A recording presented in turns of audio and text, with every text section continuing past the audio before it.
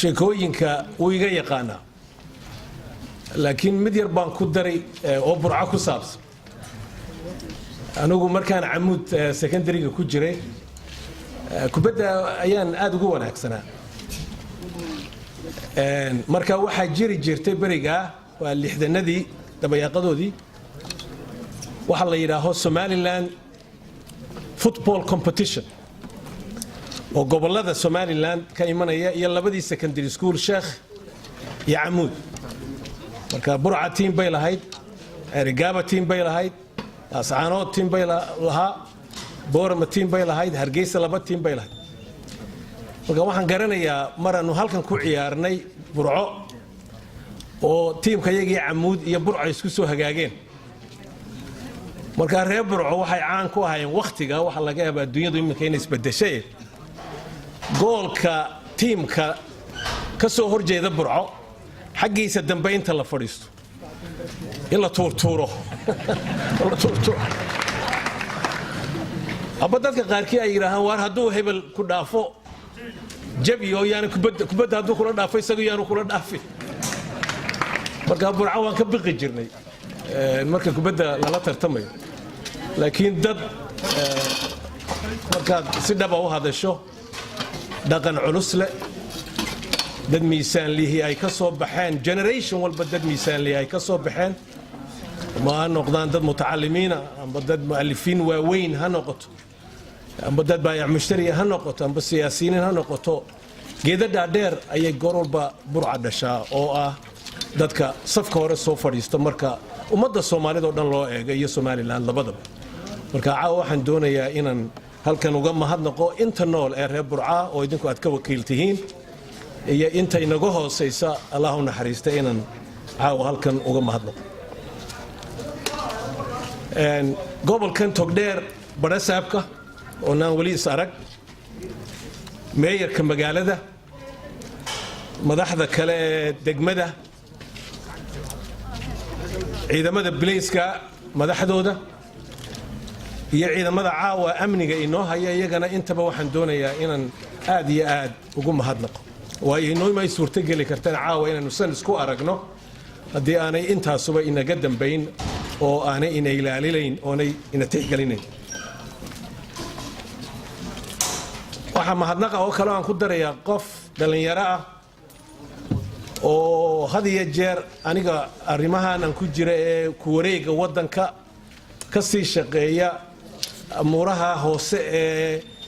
mikrofoonada iyo meesha lagu shirayo iyo waxaas oo dhan ka sii shaqeeyo coordinator wanaagsana ayaan caawa doonayaa halkan inaan uga mahadnaqo oo aw istaago si dadku ay u gartaan waxa weeye walaalkay Cabdishakuur Maxamed Cabdi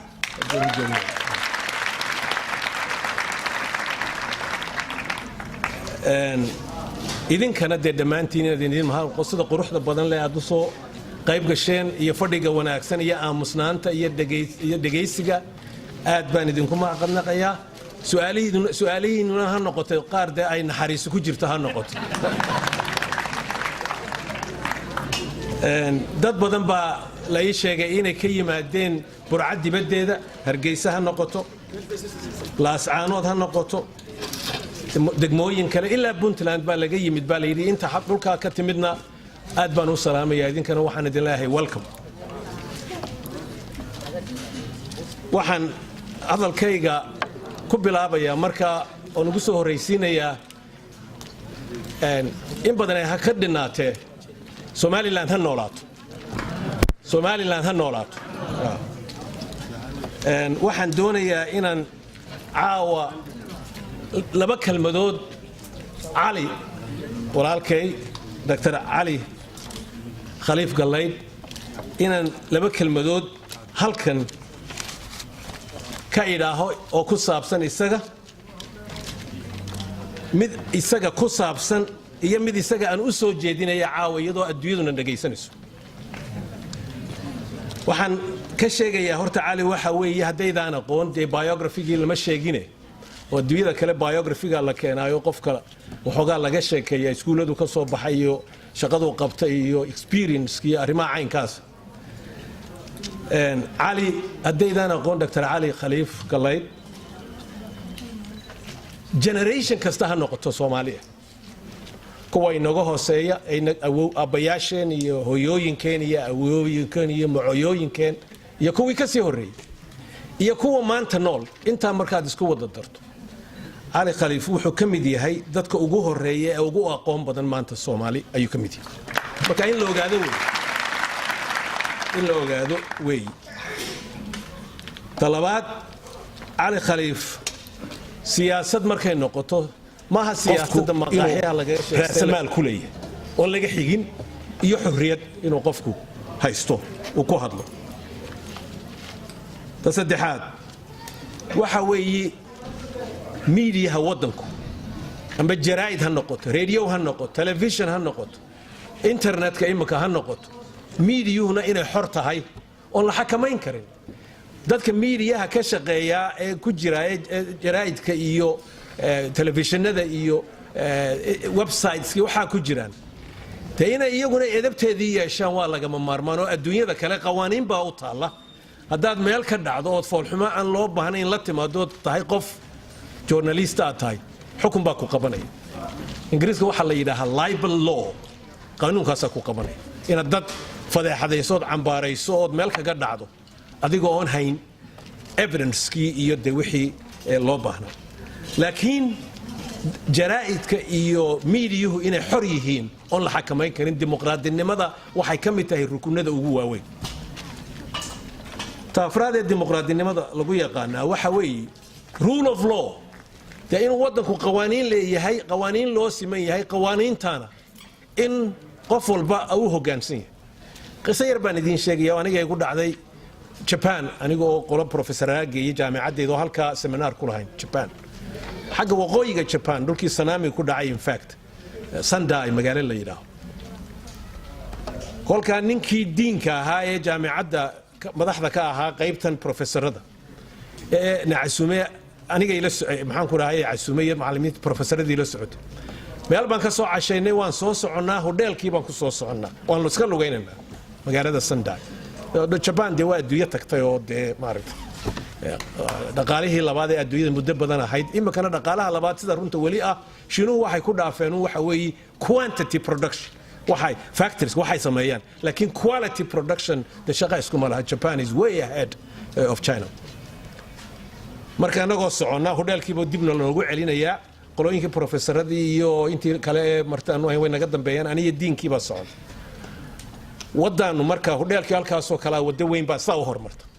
waa qawaaniintan ka hadlaya iyo hoggaansan loogu hoggaansamo qawaaniinta wadaa saa u hormarta wadada marka joogsateed sidaa u eegto in ugu yaraan nus mayl waxaad arkaysaa hadday baabuur soo socdaan waa one way inay baabuur soo socdaan kolkaas saasan waan isku booqay aad baan u sheekaysanaa aniga isagu sidaa un baan u eegay markaanu soo joogsanay halkii nalku wuu cas yahay oo weli waa lagu joojinayaa waan eegay baabuur soo socdaa ma jiro kolkaas sheekadan iska talaabay anigu ya wadadii baan ka talaabay waan nalku casi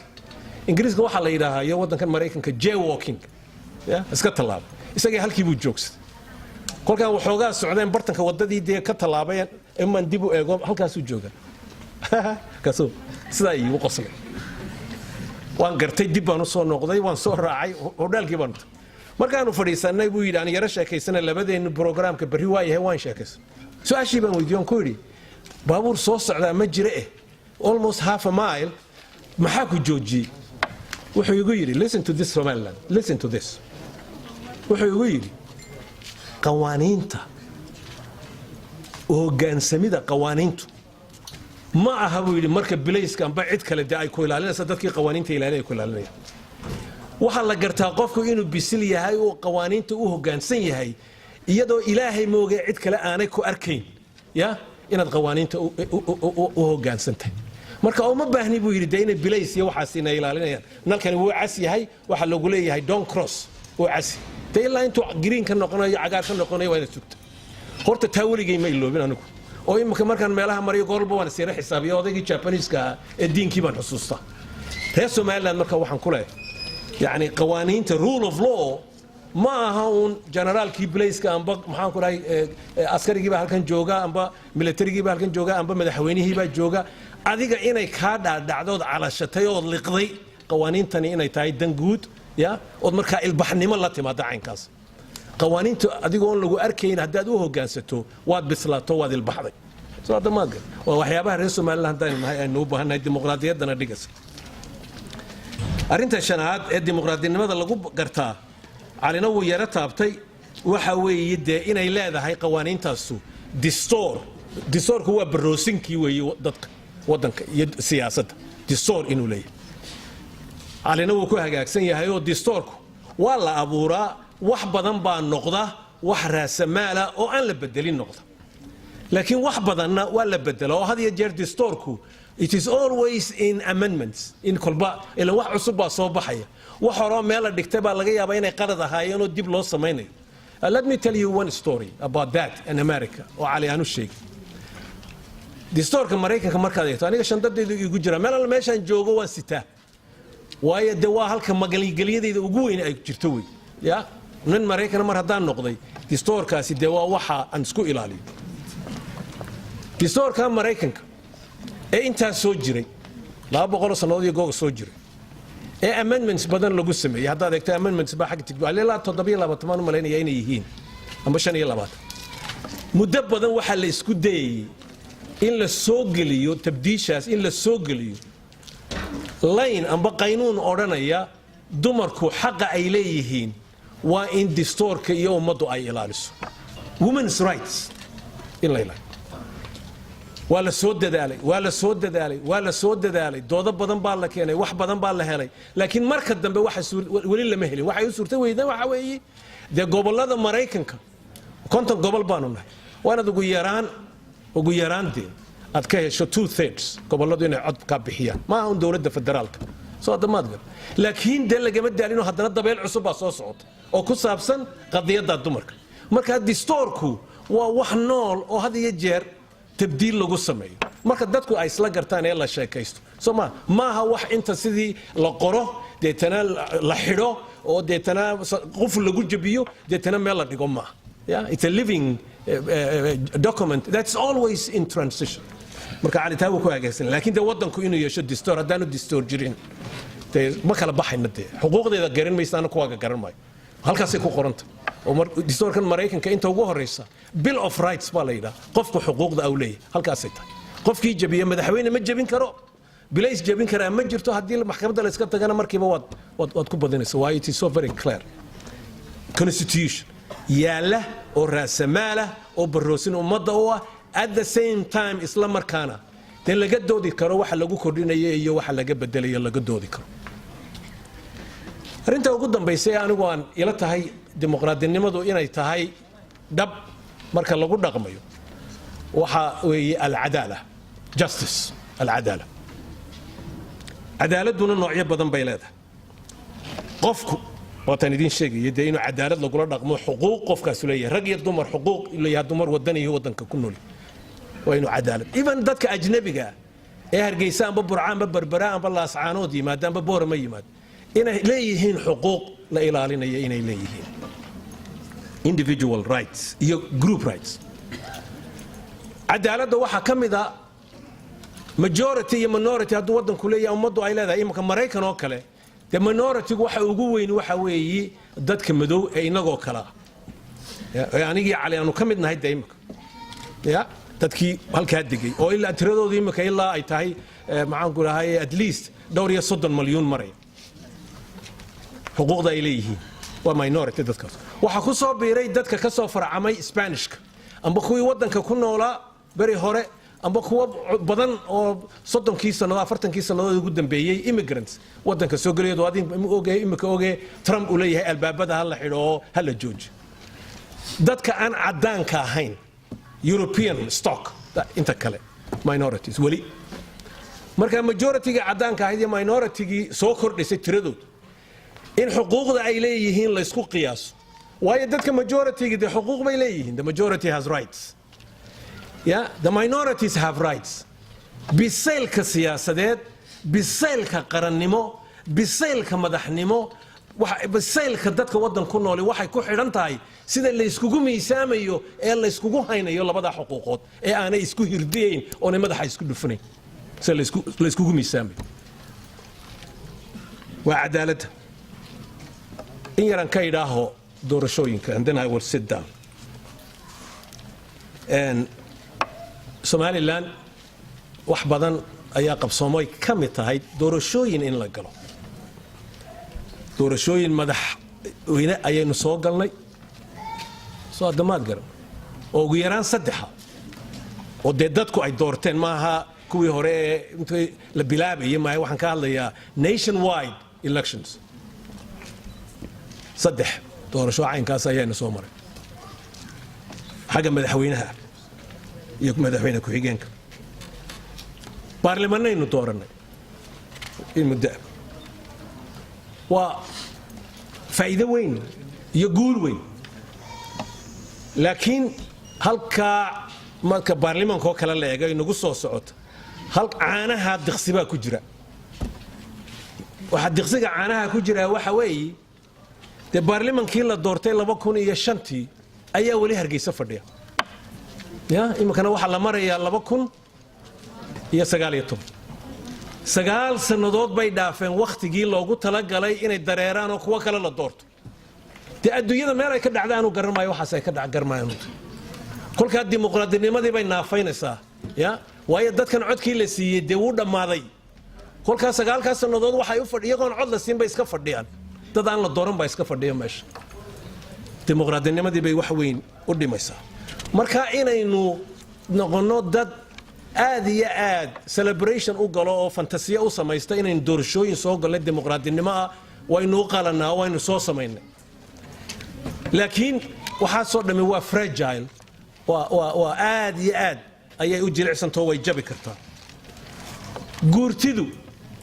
iyaduna sidaas leeg ayay u fadhidaa waqtigeegina aniga saan qiyaasta ila tahay waa la gudbay saasay u fadhidaa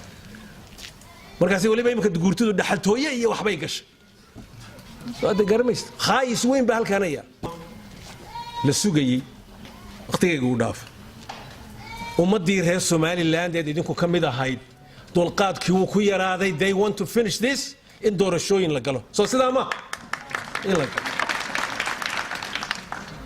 لكن ده دور الشوين كاسيد اللوج جليو يقاعدة اللي جو جليو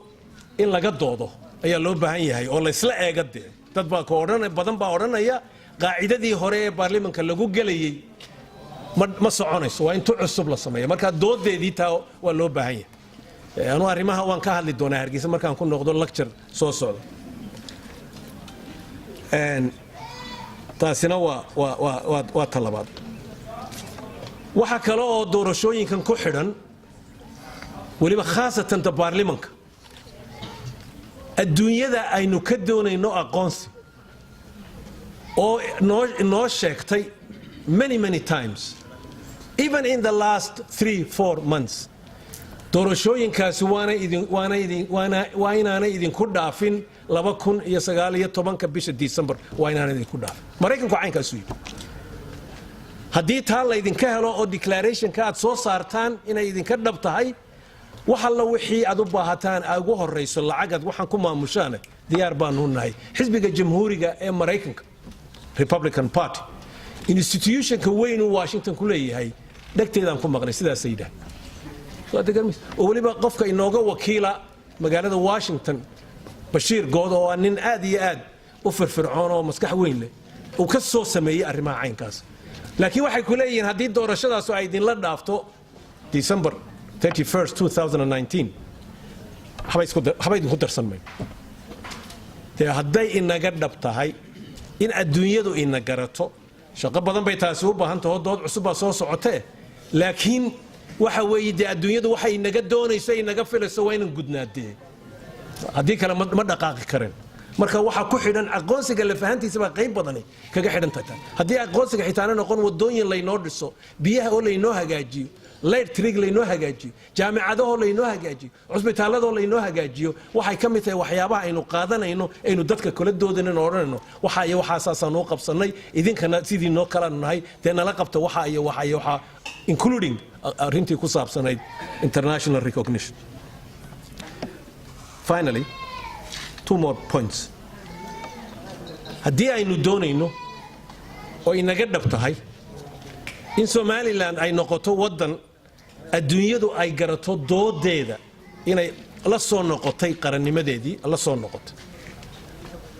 oo aynu ka duwannahay markaa walaalaheen Soomaaliya dariska aynu ka duwannahay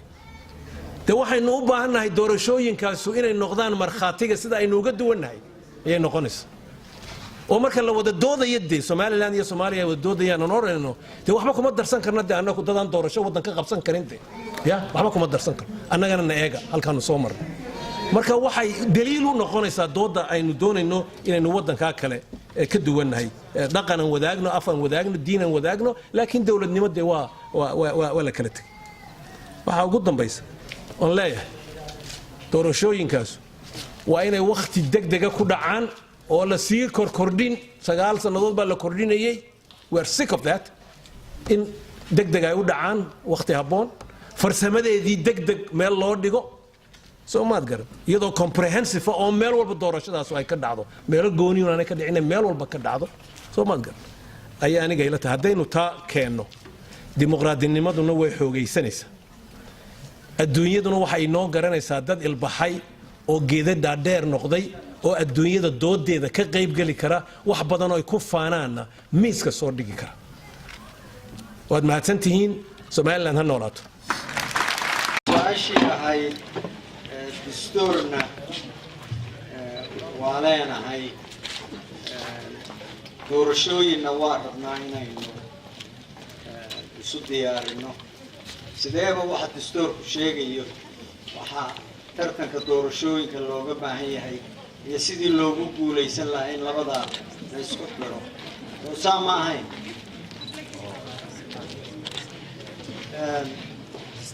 waxaan u malaynayaa dastuurka arrintiisu waa arrin mar walba jirta siduu Axmed ku tilmaamayana waa baroosinka dimuqraadiyadda oo dhan dastuurku markaa tilmaamaa laga qaadan karaa dimuqraadiyadda aynu ka hadlayna waxna waa wax buugaga iyo ku yaalla shuruuc waxna waa really the spirit dadka madaxda u tartamaya ee leadershipka raba inay ka qayb galaan iyo shacbiga laftoodu siday dimuqraadiyadda u arkaan ama dastuurka u arkaan waa muhiim innagu Soomaali haddaan nahay doorashooyin intiiba republic ay jirtay 1964 iyo 69 doorashooyin baa baxo iyo waqooyi oo dhan iyo koonfurba ka dhacay واجاس واحد ديمقراطية ويجرين ودورشوي باتدي واحد political prosecution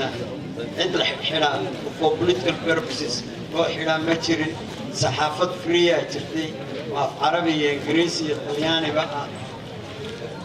هذا الديمقراطية واحد complete أو حدول باي كسب والديمقراطية parts way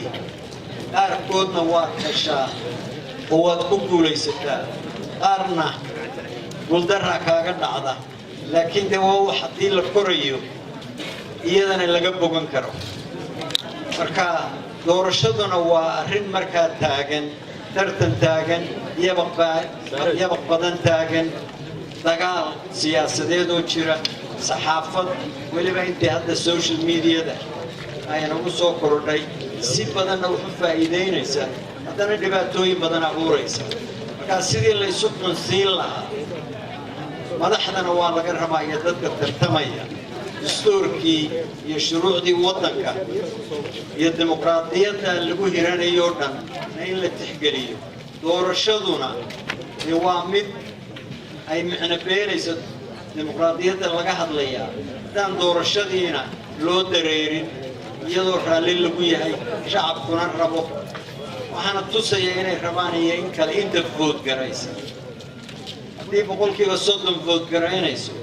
meesha dad diyaar u ah ama rabo doorasho ma xisbiyadu iyana door waa ku leeyahay marka hawshan su'aal aad runtii u muhiim ah oo culus weeye in mar walbana koritaanka siyaasadeed ee mujtamaca ama shacab gaadho يا مرور بكوش دانتاي مرايكنكو دستور كودا يا waxa ku yaala dagaal la sokeeyay u galeen madaxweynayaal dhowraa lagu dilay iskama aha maraykanku waxaa hadda aan aragno middan uu axmed sameynaya wadaadka hadda la doortay wax aada uga gedisan weeye wixii maraykan looga bartay aad iyo aada uga gedisan waxyaalahan maraykan nin iska socdo oo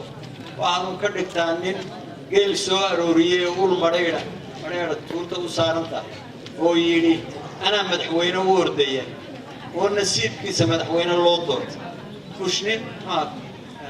trump nin baa mushtar ahaa oo weliba baa mushtarkiisa siyaalo badan loo dhaliili jiray oo musuq maasuq badan ku jiri jiray yuu ahaa cidina ma filayn in madaxweyne loo doorto laakiin dadku washington iyo political classka jira iyo waxaasay iska naceen isagay doorteen dee eede si fiican bay u eedeen runtii ummaddii imanka maraykan waaba joog madaxweyne dhan oo waxu doono ku hadlaya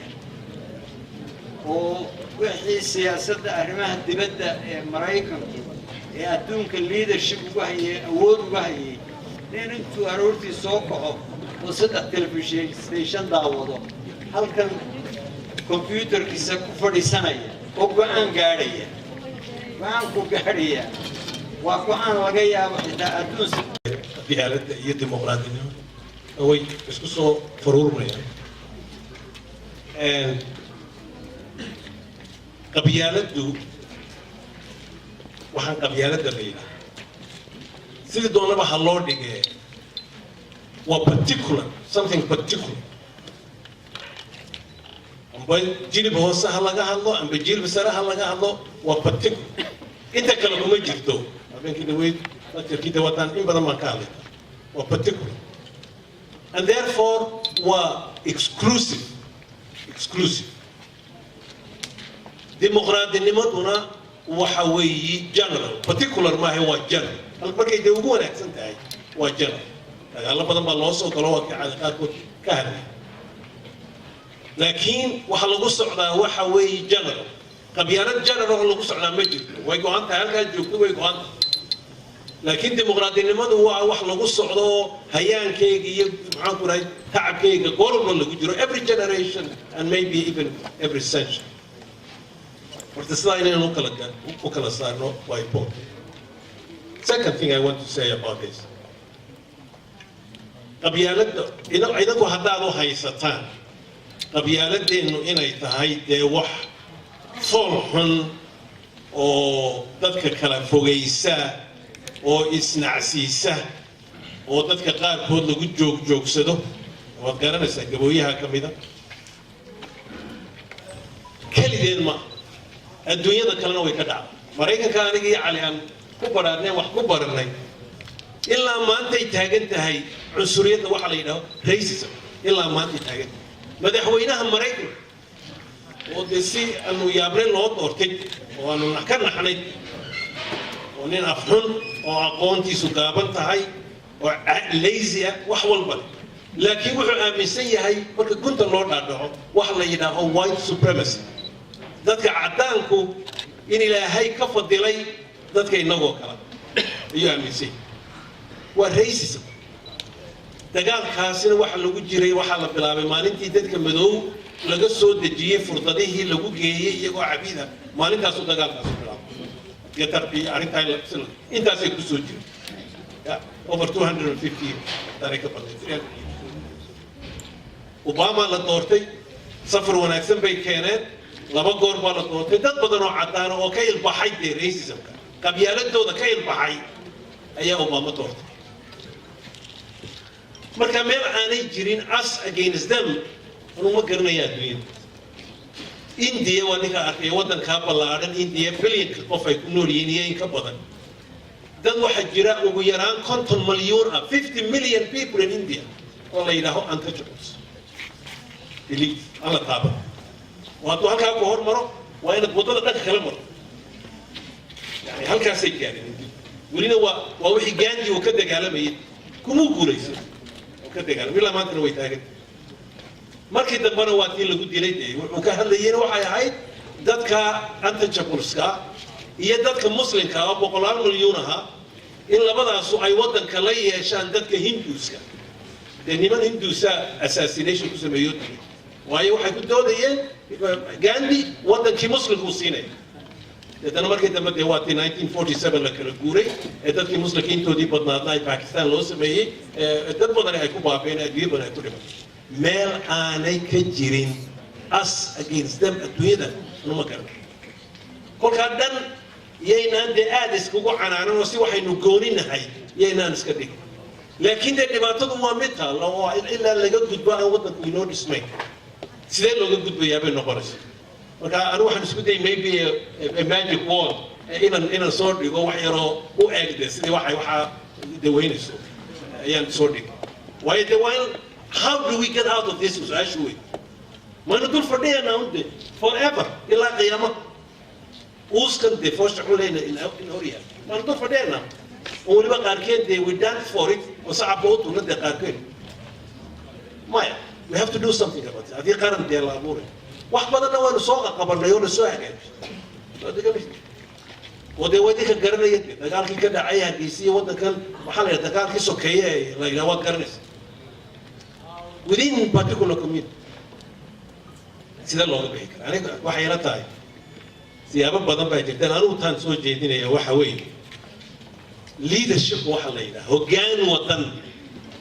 hoggaankuna qof un ma waa team wada socda not individual team wada socda hoggaan waddan haddii aan la helin oo hoggaankaasina aanu keenin laba amuurood two things yeah two things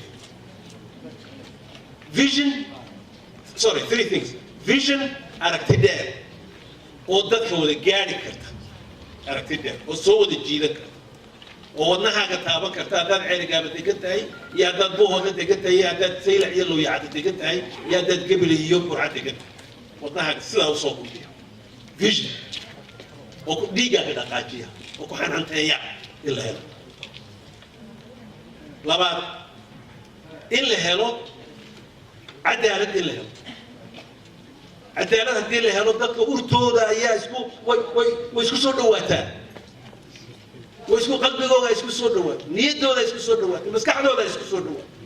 diinta islaamkana alcadaala diimaha kale waxay kaga duwan tahay wax badan oo diimaha kale aynu wadaagnaa jirta khaasatan diinta kiristanka iyo yuhuudda because meel baynu ka wadanay abrahamic religion laakiin waxyaabaha aynu kaga duwannahay waxaa ugu horeysa alcadaala العدالة هي رهبلنا شقة اسمها لها ضمانات عدالة and finally the كرتيد كرتيد هذه قوانين تميز هاي تام vision كينا أو يالو ده رأيي وين أنا أميز كيا لكن ضد كوضع يضد كلاس على هذا كرتيتيرين ده وحول من وين خايسة يا صاحبي هل كي بي دبيش وقاز وين خايسة وكا competence كرتين له أنا واحد قباصات إحدى هذين هلو inaynu tallaabooyin waaweyn ka qaadi karno maybe not eliminate laakiin tallaabooyin waaweyn aan ka qaadi karno arrintan qabyaaladda ee dabarka inagu noqoto laakiin dee saddexdaa sida loo helayo aan ka wada doodno aynu isla eegno vision justice and competence karti